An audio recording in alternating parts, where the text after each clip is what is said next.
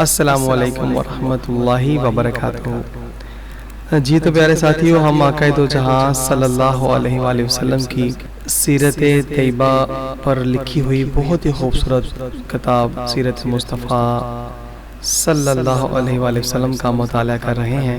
تو پچھلی نشست سے جہاں سے ہم نے چھوڑا تھا وہیں سے ہم آج آگے اپنا سلسلہ شروع کرتے ہیں۔ تو آقا دو جہاں صلی اللہ علیہ وآلہ وسلم پچھلی نشست میں غزوہ بدر کا جو سلسلہ ہے وہ ذکر جاری تھا۔ تو مجاہدین کی صف آرائی 17 رمضان المبارک سن 2 ہجری جمعے کے دن نبی کریم صلی اللہ علیہ وآلہ وسلم نے مجاہدین اسلام کو صف بندی کا حکم فرمایا۔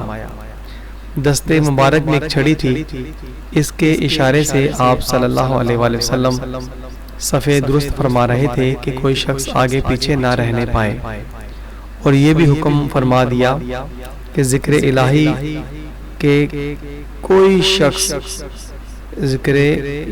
کے سوا کوئی شخص کسی قسم کا شور و غل نہ مچائے۔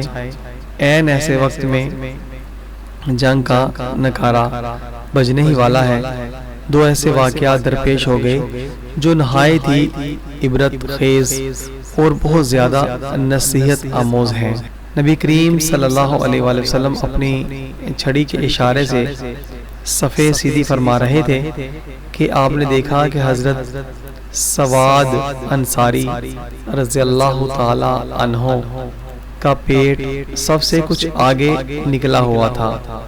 آپ نے اپنی چھڑی سے ان کے پیٹ پر ایک کونچا دے کر فرمایا، اے سواد سیدھے کھڑے ہو جاؤ۔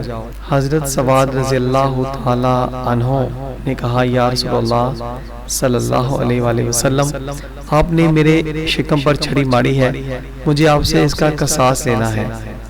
یہ سن کر نبی اکرم صلی اللہ علیہ وآلہ وسلم نے اپنا پیرہن شریف اٹھا کر فرمایا کہ اے سواد لو، میرا شکم حاضر ہے، تم اس وقت چھڑی مار کر مجھ سے اپنا قصاص لے لو۔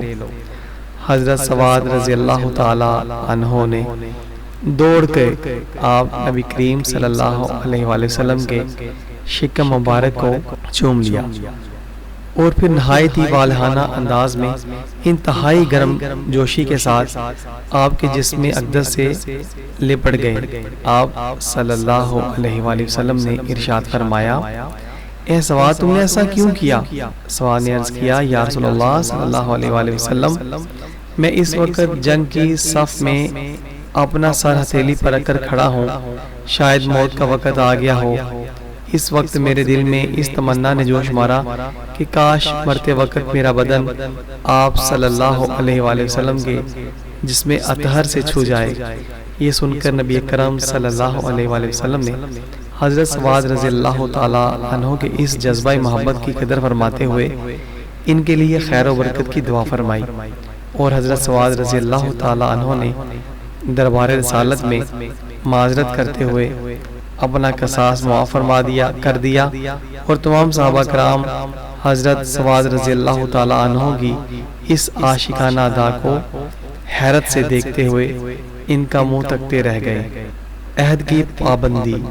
اتفاق سے حضرت حذیفہ بن ایمان اور حضرت حسیل رضی اللہ تعالی عنہما، یہ دونوں صحابی کہیں سے آ رہے تھے۔ راستے میں کفار نے ان دونوں کو روکا کہ تم دونوں بدر کے میدان میں حضرت محمد صلی اللہ علیہ وآلہ وسلم کی مدد کرنے کے لیے جا رہے ہو۔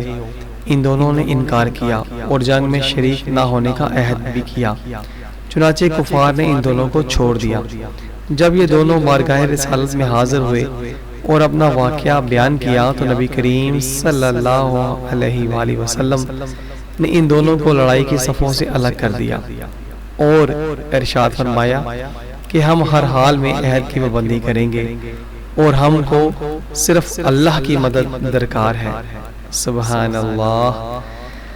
ساتھیوں غور کیجئے، یہ کیسا وقت تھا کہ ایک ایک سپاہی جو تھا وہ بہت ہی زیادہ قیمتی تھا، مگر آقا دو جہاں صلی اللہ علیہ وآلہ وسلم آپ نے عہد کی پاسداری کی۔